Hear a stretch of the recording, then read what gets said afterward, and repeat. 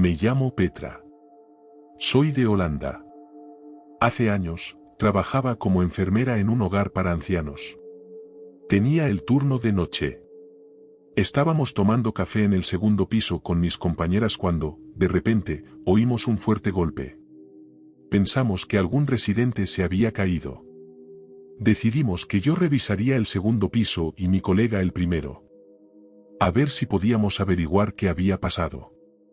Mientras mi colega bajaba las escaleras, miré el monitor del segundo piso y vi a alguien en la planta baja, dentro de la sección cerrada. Se podía entrar ahí, pero se necesitaba un código para salir. Ahí vivían personas con demencia. Lo observamos un rato y el tipo estaba atrapado. No podía salir. Decidimos entrar en la habitación de una de nuestras residentes en el segundo piso, ya que se necesitaba una llave especial para entrar y pensamos que sería más seguro.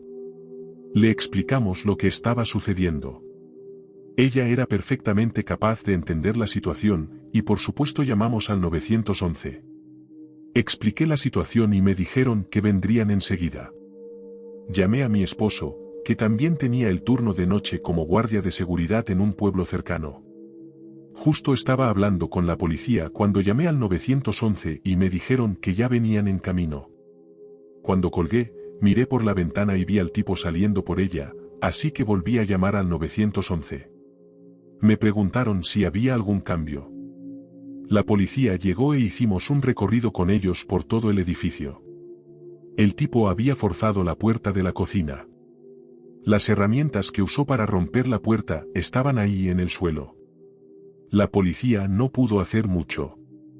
Ni siquiera sé si encontraron al tipo. Más tarde ese día, nos enteramos de que habían estado rondando el edificio 2 horas antes de que el tipo entrara, y que había recorrido toda la planta baja, mientras nosotras tomábamos café en el segundo piso. Eso da bastante miedo. Al día siguiente, tenía un turno de noche más, y aunque no soy muy miedosa, la situación me inquietaba. Así que pregunté si podía traer a mis 2 perros. Teníamos 2 Rottweilers en ese momento, y accedieron. Así que los llevé conmigo la noche siguiente. No pasó nada. Los perros caminaron conmigo toda la noche, y por supuesto los dejé salir de vez en cuando a hacer sus necesidades. La siguiente noche, 2 compañeras tenían el turno de noche. Y adivinen qué. Volvieron. Robaron la caja fuerte. Siempre pensé que el tipo que vimos solo estaba explorando y viendo si podía escapar, pero en realidad planeaban volver por la caja fuerte la noche siguiente. Supongo que los 2 Rottweilers los ahuyentaron. Yo tampoco entraría si hubiera 2 perros así si no los conociera. Después de eso, siempre llevaba a mis perros cuando hacía el turno de noche allí. La mayoría de mis compañeras se alegraban de trabajar conmigo porque se sentían seguras con los perros, y yo también. Lo curioso es que los perros se aprendieron la ruta que siempre recorríamos. Después de unas cuantas veces, ni siquiera les ponía la correa. Simplemente lo sabían. Si teníamos que ayudar a un residente, esperaban en el pasillo hasta que terminaba. Algunos residentes lo sabían porque yo se los había contado, ya que les encantaban los perros. Así que cuando necesitaban nuestra ayuda, los perros iban con nosotras a sus apartamentos. Tanto los perros como los residentes disfrutaban de eso. En mi experiencia personal, los Rottweilers son conocidos por ser amigables, pero no se metan con ellos ni con la gente que quieren. Entonces cambian. No ocurrieron más cosas raras después de eso.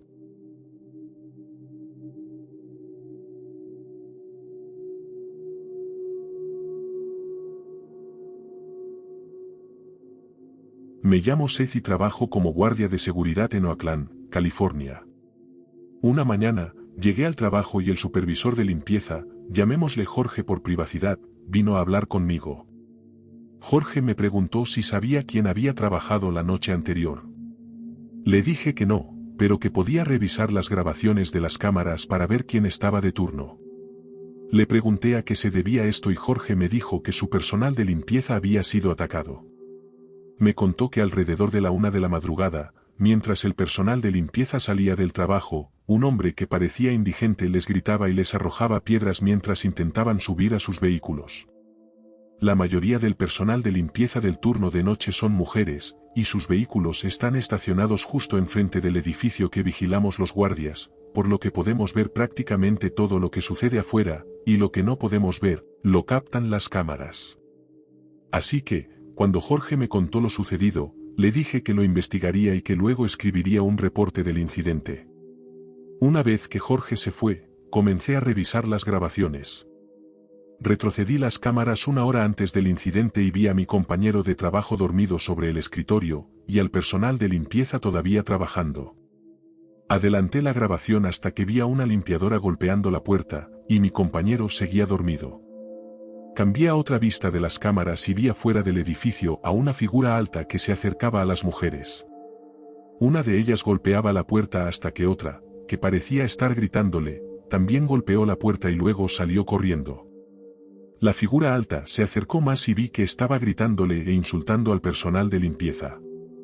Las limpiadoras corrieron a sus vehículos y, una por una, comenzaron a alejarse rápidamente. Todavía podía ver en las cámaras al hombre indigente gritando y arrojándoles cosas mientras se marchaban. Después de revisar las grabaciones, escribí mi reporte y llamé a mi jefe de inmediato. Mi jefe estaba furioso y preguntó, ¿quién estaba trabajando en el escritorio esa noche y cómo es que no lo vio? Respondí, no lo sé. Por eso lo llamé, para ver si sabía quién estaba de turno anoche. Me puso en espera y luego revisó el horario. Era Miguel. Maldición. Ese tipo siempre me da problemas y siempre falta al trabajo. La única noche que me hubiera gustado que faltara, no lo hizo, y no pude conseguir a alguien más responsable para prevenir esto, me dijo. Le informé a mi jefe que había hecho un reporte del incidente y le dije que hablaría con el personal de limpieza para obtener más detalles. A las 5 de la tarde, llegó el personal de limpieza y les pregunté sobre el incidente de la noche anterior. Recuerden, casi todo el personal de limpieza son mujeres y hablan poco o nada de inglés. Les pregunté qué había sucedido la noche anterior en español y me dijeron que un loco había empezado a gritarles, llamándolas perras y luego arrojándoles piedras. Una de las limpiadoras, a la que llamaremos Lucía, me dijo que había estado golpeando la puerta para despertar al guardia que estaba dormido. Estaba tratando de conseguir ayuda, pero fue en vano. Entonces, otra de las limpiadoras gritó, ¿qué haces? Se está acercando. Olvídalo. No nos va a ayudar. Corre a tu auto. Le pregunté a Lucía si había intentado llamar a la policía cuando subió a su auto, pero me dijo que no. Pensó que Miguel, el guardia de seguridad que estaba dormido, lo haría, pero nunca lo hizo. Más tarde, Jorge me informó que iba a reportar el incidente a la oficina central y les informaría sobre nuestra incompetencia. No lo culpo. Si su personal hubiera estado en riesgo y no hubiéramos hecho nada, yo habría hecho lo mismo. Volví a llamar a mi jefe y le di más detalles, además de informarle que Jorge nos iba a reportar. Mi jefe simplemente suspiró y dijo, no lo culpo. Lo que tenga que pasar, pasará. Nuestro trabajo es observar e informar, y eso no sucedió anoche. Gracias de nuevo, Seth. Realmente me sentí mal por las mujeres, y aunque estaban asustadas, siguieron viniendo a trabajar e hicieron lo que tenían que hacer. Me encontré con Lucía una semana después para ver cómo estaba, y me dijo que todavía estaba asustada por lo que había sucedido y que había sido muy traumático, pero que tenía hijos que alimentar y no podía dejar que esto le impidiera trabajar. Así que sí, supongo que esa es la historia.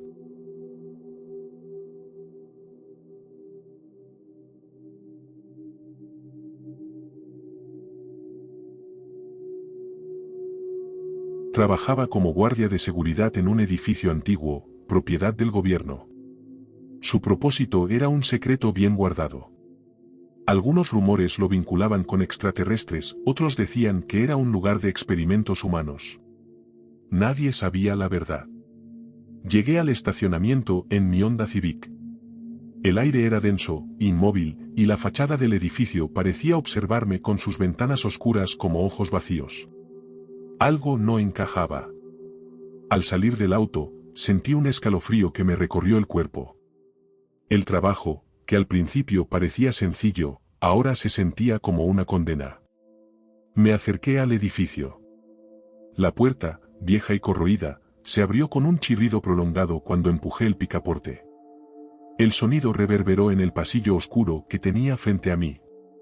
Adentro, el caos reinaba, papeles esparcidos por el suelo, escritorios volcados, marcas en las paredes como si alguien hubiera intentado escapar desesperadamente. Apenas crucé el umbral, una sensación punzante de ser observado me invadió. «¿Hola?», grité al vacío. Mi voz se perdió en la oscuridad, devorada por el silencio. Revisé el primer piso, aunque cada paso que daba hacía que el aire se sintiera más pesado. Decidí continuar hacia el segundo piso, donde encontré algo que no tenía sentido, una llave en el suelo. Estaba etiquetada con 2 palabras, tercer piso.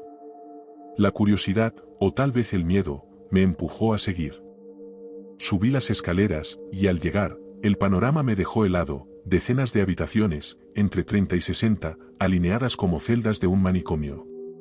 Las paredes estaban acolchadas, pero algunas de esas celdas albergaban restos humanos, esparcidos como piezas de un rompecabezas siniestro.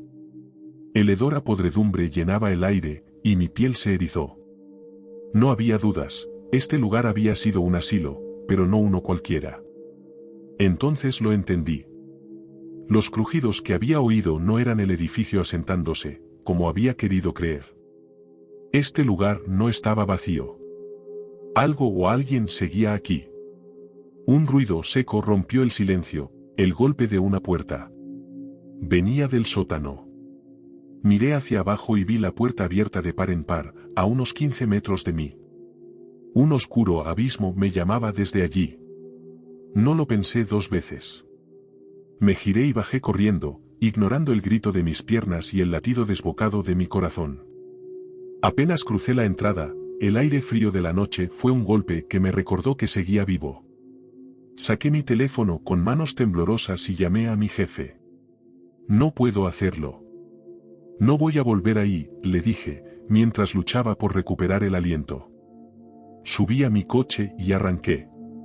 Fue entonces cuando algo me obligó a mirar hacia atrás. Allí estaba.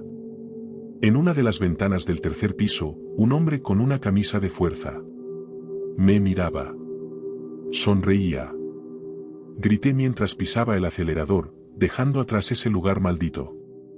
Hasta el día de hoy, no sé por qué querían que alguien protegiera ese edificio ni quién era el hombre que me observaba desde la ventana. Pero algo es seguro, nunca más volveré.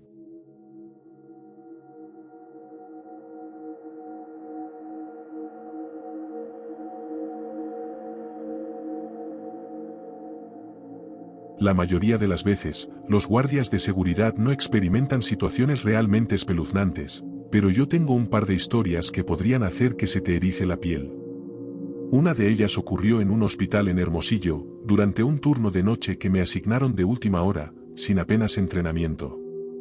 El lugar no parecía especialmente inquietante al principio, un estacionamiento de varios niveles y unos terrenos amplios con los típicos rincones ciegos. Nada del otro mundo. Pero una vez que entras, el ambiente cambia. El primer piso era inofensivo, casi banal. Sin embargo, el resto del hospital parecía sacado de un mal sueño. El segundo piso era, literalmente, una carcasa de lo que alguna vez fue. Había sido un ala de pacientes, con habitaciones privadas, camas, baños, pero ahora solo quedaban restos, tuberías que emergían como espinas desde el suelo, sombras de donde alguna vez estuvieron las camas y duchas escondidas tras las puertas. Todo estaba vacío, pero tenía que revisarlo de todos modos. Lo peor no era la desolación, era el silencio roto por el pitido irregular de la alarma contra incendios, cuya batería agonizante parecía burlarse de mí en medio de la oscuridad.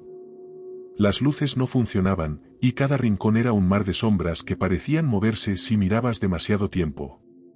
El tercer piso, ese era un tema diferente.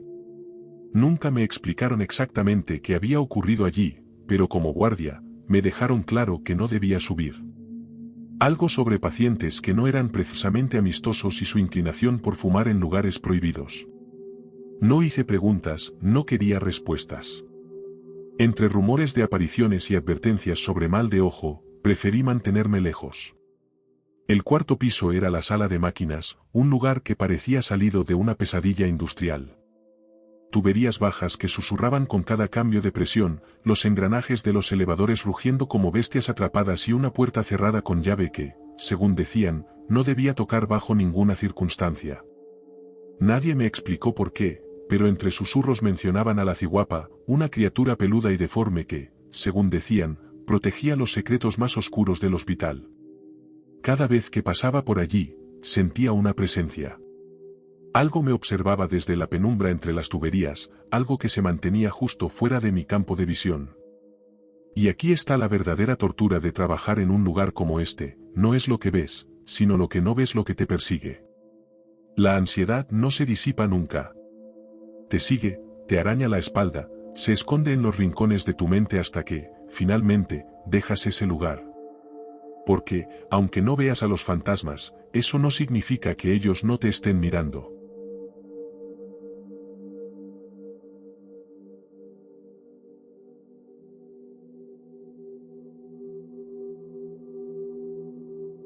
Hasta hace un año, trabajaba en una cadena de supermercados llamada El Super. Era, y sigo siendo, una estudiante universitaria que trabaja. Mi disponibilidad era solo de 6 de la tarde al cierre, que en este caso era medianoche. El súper no era mi trabajo favorito. Trataba con muchos clientes y compañeros de trabajo desagradables, uno de los cuales una vez irrumpió en mi casillero y puso un tampón usado en el bolsillo de mi delantal, pero esa es otra historia. Mi trabajo estaba a poca distancia de donde vivía, lo que lo hacía muy conveniente ya que no tenía auto. Un viernes por la noche, estaba cerrando como de costumbre con mi supervisor, Jaime, y nos estábamos retrasando más de lo habitual. Jaime y yo finalmente logramos que los últimos clientes salieran de la tienda, fichamos la salida y nos fuimos. Salí antes que Jaime y comencé a caminar a casa. Después de un largo y frustrante día de clientes molestos, se sentía genial caminar por el aire fresco del invierno. Pasé unos minutos revisando la lista de reproducción de mi teléfono para encontrar una canción para escuchar camino a casa. Mi novio me había contagiado con la música de George Michael, así que puse la canción Fight, me puse uno de los auriculares y subí el volumen al máximo. Iba caminando por la avenida principal, con cuidado de no resbalar en el hielo. Algo importante que deben saber sobre mí es que soy una persona muy ansiosa, aunque definitivamente es un problema la mayor parte del tiempo, me ayuda a estar constantemente consciente de mi entorno. Fue entonces cuando vi un auto que se acercaba y disminuía la velocidad en la avenida principal desierta, y automáticamente me puse en alerta máxima. Era un auto negro que se detuvo lentamente junto a la acera en la que yo estaba, a unos 3 metros detrás de mí. Inmediatamente agarré mi teléfono y lo saqué del bolsillo. Si no hubiera hielo cubriendo la acera y no me dolieran los pies, probablemente habría corrido. En cambio, opté por intentar fingir que no tenía miedo, lo que no creo que funcionara porque había acelerado el paso después de que el auto se detuviera. Fue entonces cuando escuché la voz de un hombre que me llamaba. «Oye, hace frío aquí afuera. ¿Quieres que te lleve?», dijo el hombre. Seguí alejándome de él por la calle, fingiendo que no lo oía y esperando que se fuera. No funcionó. Unos momentos después, escuché los neumáticos del auto aplastando el hielo en la carretera, y luego me di la vuelta para ver qué estaba haciendo. Ahora conducía en reversa. Cuando me alcanzó, había bajado un poco más la ventana del asiento del pasajero. Era un hombre moreno, tal vez de entre 35 y 40 años. Me miró y me detuve, lo que le hizo detener su auto también. «Oye, déjame llevarte», dijo a través de la ventanilla del auto. No sabía qué decir. Quería ser educada porque, aunque tenía miedo, intentaba ser racional. Todo lo que hizo fue ofrecerle a una chica que caminaba en el frío de la noche que la llevara a casa.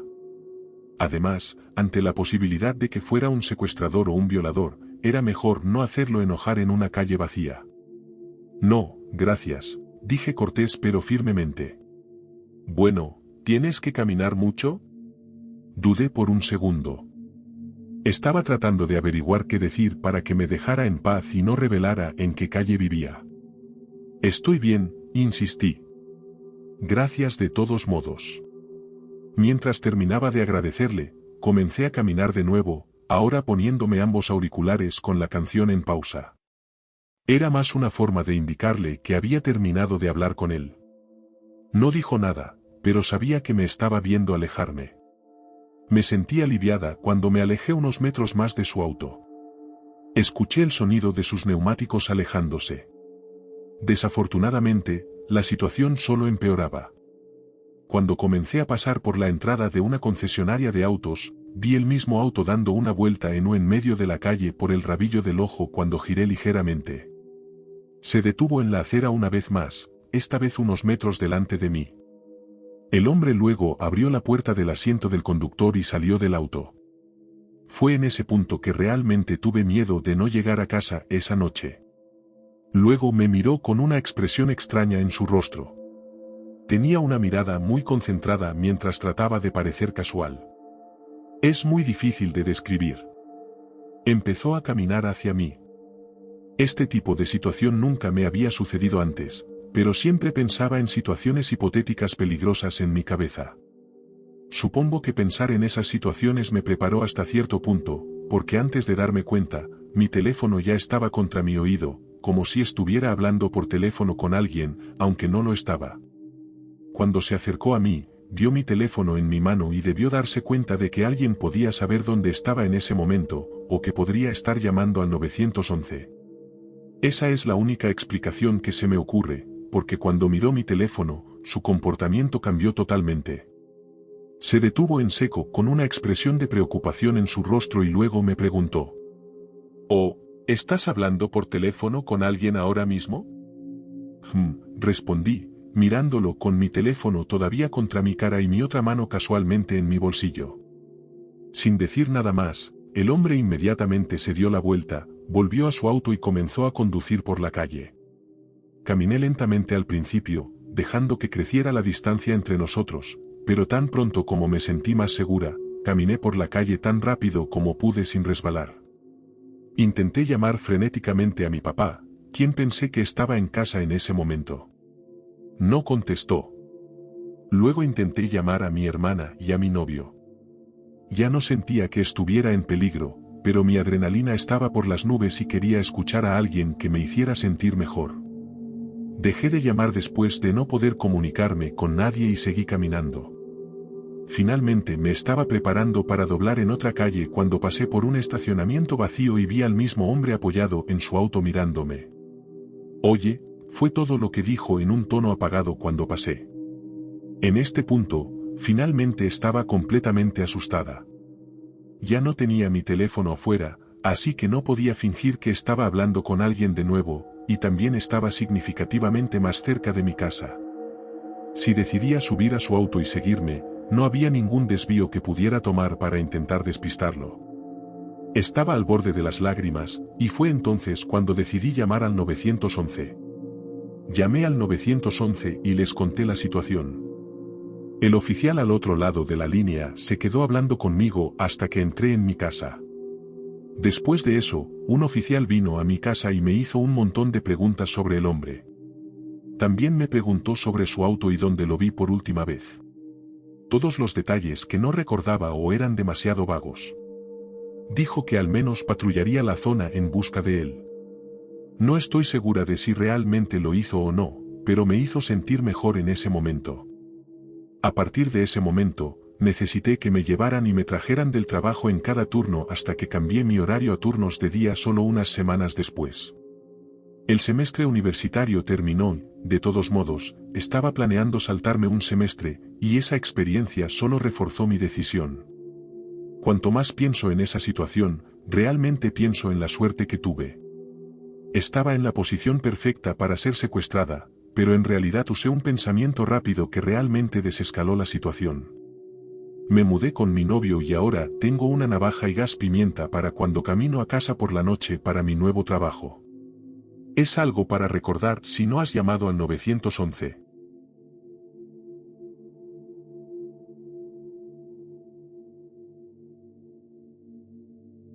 Si estas historias te mantuvieron en suspenso, dale me gusta y suscríbete para más encuentros inquietantes. Activa las notificaciones porque no querrás perderte lo que viene a continuación. Mantente a salvo, mantente alerta y recuerda. Gracias por escuchar, y nos vemos en la próxima noche.